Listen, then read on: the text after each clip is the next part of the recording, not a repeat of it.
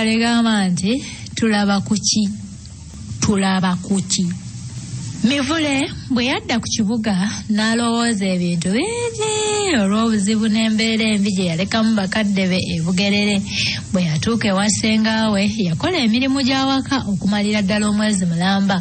Ku ebyo mukoddomi we kwe yasinziira nate okumunoonyeza omulimu mu ofiisi y'omuzungu mu Kampala.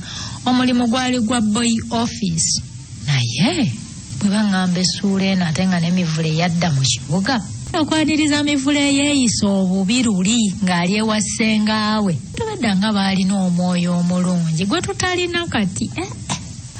Omuvubuka yakolera omuzungu n'akamala, era olw'okukola obulungi bw'atyo omuzungu kwe yasinziira n'amuwa omugogo gw'engatto enzirugavu, n'amukubako essaati eya bbululu ey'emikono emiwanvu eyali ekyase mu biseera ebyo. Ku nsimbi Mivule ze yasooka okufuna yajjako ntono, naye n'agulamu obuntuntu obutonotono. Yali asigazaawo n'aziteresa ssengaawe. Olw'okubanga Mivule yali afuuse munnakibuga, yatandika okwefunira emikwano eyo ku mulimu ne ku kyalo ky'ewaabwe. Mu kiseera ekyo yeekolako nnyo mu kwambala n'okweyonja ye kennyini n'ebintu bye byonna bye yakozesanga. Mu kiseera eky'eddembe mwe yatambulirangako okugenda okulaba ku banywanyi be. Awo nno we yayambaliranga n'atonnya, anti ng'olwo ayambala okusinga nga bwe yayambalanga emukono. Luno yalina bigaalubindi ebisiikiriza omusana nga bya bbeeyi nno. Yalina emigogo gy'engatto ebiri nga si miyonjo kitalo butalo. Oluguudo mu nviiri nga talukkiriza kuvaamu okuggyako nga mpozi mutwe gunaabamu. Ettaayi ye yali agiddidde nga buli lwabaako gy'alaga teva mu bulago. Kale nno abavubuka abalenzi n'abawala ne beegombanga nnyo Mivule, abamu ne bamuganza. Mivule teyakoma ku bavubuka bano bokka, yakwana n'abantu abakulu bangi, bw'atyo n'asobolanga okuyiga ebintu bingi eby'omugaso, naye nga byonna bye bitayinza kuba birungi, yayigiramu n'ebikolwa ebibi bingi. Mivule yali yakakolera ebbanga ttono, omwoyo gw'abakadde be ne gumuluma bambi, kyeyava asaba mukama we amuweeyo ennaku 2 agenda abalabeko omwoyo gumukke. Ne mukama we teyali mubi ng'amukkiriza.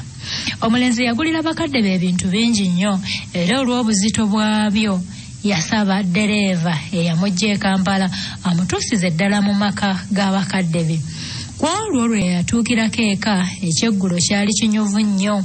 Diba yawa mutabani we enkoko empanga, ate ennyama namusava Mivule gye yava naye mu kibuga zirobola n'abawaka abalala abaali batalya nkoko gye baalya ne basindisa bigere. Omulenzi yali anaasitulanga enkya okuddayo ku kibuga ekiro, ate bakadde be ne baddamu buto okumuzimba mu bintu bingi. Naye ekyasinga mu byonna nnyina kye yamulumirizanga era ne kitaawe Nassookwo kwe kwezimba n'okulowooza ku kufuna munne ayinza okumuyamba. Nnyina yamubuulirira nnyo n'amugamba nti Abaganda bagamba nti olukula luyonka abaana baalwo, naawe nno kaakati gw'osigadde okutuyonsa otuli wala, naye tetweraliikirira kasita tumanya nti ebisaanira mu bantu by'okola. Ebyokuwasa tubyogeddeko naye tebyetaaga kubuguutanira, naddala eyo gy'oli eri abawala aba buli ngeri, abeekuba dikeni ne beerungiya kungulu so nga abamu munda myokoola. Mwana wange nkusaba kimu, teweetabanga mu biduula by'abakozi ab'obubi, kubanga omwo mwe muva obubbi n'obwakkondo, mwe musibuka obwenzi, era omwo obutamiivu mwe buva. Nnyina olwafusirisa ebigambo ebyo, kitaawe n'amugamba nti nze sirina bingi nnyo byakukugamba mwana wange, naye bye naali kugambye Katonda yabikuntuusizaako dda, anti ebibala biibino mbirabye. Nnyoko olese omubisse, amagumba empewo tekyagafuuye. Nze wuuno mpadde entambula ennungi mu bakulu bannange olw'ekkanzu ey'ekitiibwa gy'ompadde. Kakati kyensaba Katonda kwe kukuwa obulamu obulungi n'obuwangaazi ku mulimu gwo. Ebyo byonna by'oyagala okutuukako n'ennyoko byakwagaliza ogenda kubituukako. wulira nnyo bakama abo abeeka ne ku mulimu. Omuzungu wo omundabira kyokka obuntu buno simanyi bubusuuti. Mivule kwe kumuyamba n'amugamba nti ogamba bisikwiiti ko ye nti otyo bwebwo bwampoomedde nnyo lw'obanga odde eno tolemanga kubutuleeterayo buntu bwagwowo nnyo.